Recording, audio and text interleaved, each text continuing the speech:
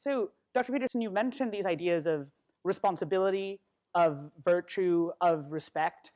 You've, I think, detailed what you think students shouldn't do in these examples of like protests and these examples of certain types of activist tactics.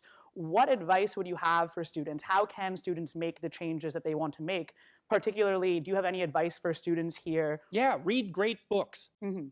Really, man. You've got this 4-year period that has been carved out of your lives by society. It's given you an identity, like a high-quality identity, and freedom at the same time. Man, you're not going to get that again in your life. You've got a respectable identity, university student, and complete freedom associated with that, or as near as you're ever going to get. And you've got these unbelievable libraries that are full of the writings of people who are intelligent and articulate beyond comprehension. And you know, and you can go there and you can learn all this. And you might think, well, why should you learn it? Well, you learn it to get a job, or you learn it to get good grades, or you learn it to get a degree, and that's all nonsense. It's nonsense. The reason that you come to university to be educated is because there is nothing more powerful than someone who is articulate and who can think and speak. It's power, and I mean power of the best sort. It's authority and influence and respectability and competence. And so you come to university to craft your highest skill, and your highest skill is to be found in articulated speech. And if you're a master at formulating your arguments, you win everything. And better than that, when you win everything, everyone around you wins too. Because to transform yourself into, let's consider your transformation into something approximating the logos, it means you shine a light on the whole world. Well, there's nothing more exciting to do than that. There's nothing better you can possibly do. And to think that you're coming to university to be, you know, trained to have a job, it's like, great, that's a hell of a lot better than being unemployed and covered with Cheeto dust while you're snacking away in front of your video game in the basement. But it's not a, and I don't have anything against video games, by the way, but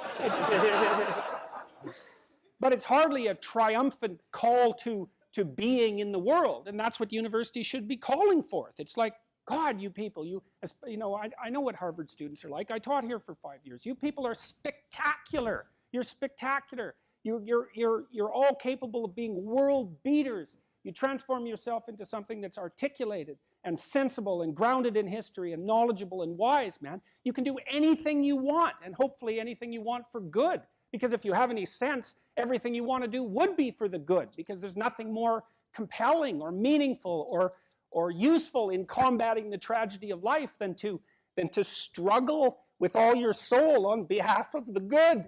And the universities have forgotten that. It's why everyone's bailing out of the humanities, and they should. The humanities are corrupt. And they're corrupt because they're not telling students this. It's so bloody obvious. It's like, learn to think, learn to speak, learn to read. It makes you a superpower, an individual superpower. You have, and I don't understand why that isn't just told to students. It's not that hard to understand, and everyone wants to hear it. It's like, really, I could do that? I could do that? It's like, yeah, really, you could do that. And the whole society around you has labored for really thousands of years to provide every single one of you with this spectacular opportunity that you have while you're undergraduates and graduate students here, man.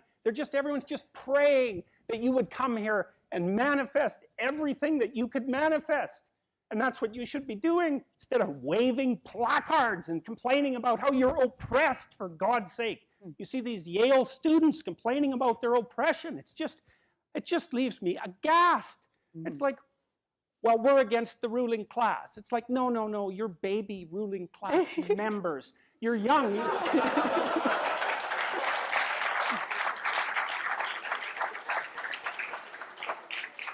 The only reason you're not rich is because you're young. You know, that's the best.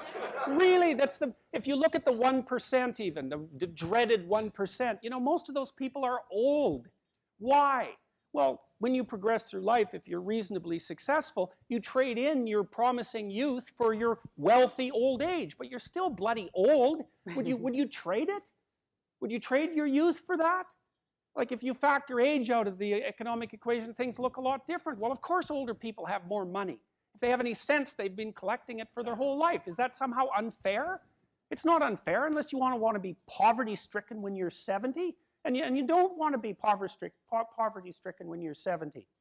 So I just don't understand what's happened to the universities. I can't believe that you're not told when you come the first day, look, man, you're here on a heroic mission.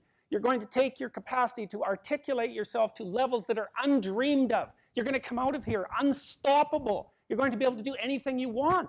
It's like, that's what you're here for.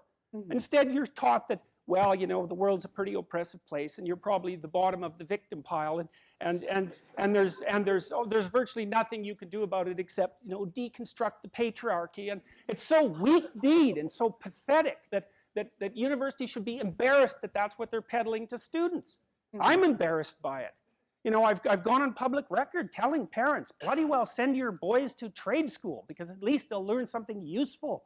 And that's a terrible thing for someone like me to say, because I do believe that that being articulated and educated in the highest possible manner there's nothing that's better for you and for society. And why have the universities forgotten this? Well, that's postmodern neo-Marxism for you, you know. Then the philosophy of intense resentment and oppression and group identity, and God, it's just pathetic. Dr. Peterson, I think a lot of students here would agree with you that one of the main purposes of education at college, particularly at Harvard, is to develop their sense of articulation, their ability to read, their ability to critically think. But then what comes after? Particularly at Harvard, there's a big discussion on what is a good life? What does it mean to use those skills that we get here, and then we graduate? What do we do from there? Stop unnecessary suffering. That's what you do. You know, that's your calling. It's like you say, well, what do you do after you graduate? Well, if you graduate articulated and powerful, there will be people giving you so many opportunities you won't even be able to keep up with them. You know, and I've worked with very, very competent people in many different domains in my life, hyper-competent people. And I can tell you some very interesting things about hyper-competent people. The first thing is they are not selfish, and they're not greedy. And one of the great pleasures in their lives is to find people who have the capacity to also be hyper-competent and to open doors for them as rapidly as they can possibly be opened. They delight in that, because there's very few things that are more intrinsically meaningful if you're an accomplished person than to find young people who have the possibility of being accomplished and say, hey, look, here's an opportunity for you. It's like, go out there, man, kill it. And then they go out there and kill it, and you think, right on, man. Here's another opportunity. Why don't you go out there and nail that, too? And you think, no, they're all hoarding their wealth, and they're not going to share it with anyone. It's like, that's absolute, complete rubbish. And so you don't even have to worry about what you're going to do after you graduate from here if you turn yourself into half of what you could be, because people will be dying to offer you every opportunity that you can possibly make use of. So it's a moot point. The world is always desperately short of people who can think and speak. And you think, well, I won't be made use of. Well, first of all, you can't say that if you're at Harvard, for God's sake. I mean, people already figured out who you are. They've already figured it out. And they're offering you the world on a gold platter. Take it. It's yours. Take it. It's like, great, man. Put yourself together and deserve it. That would be great. And that's what everyone wants. It's what your parents want. It's also what you want. You know it. It's what you want. It's what women want from men. It's what men want from women. It's like for you to be who you could be. And the highest faculty of the human being is articulated speech. It's the divine faculty. And there is nothing more powerful than that. There's nothing that's even in the same league.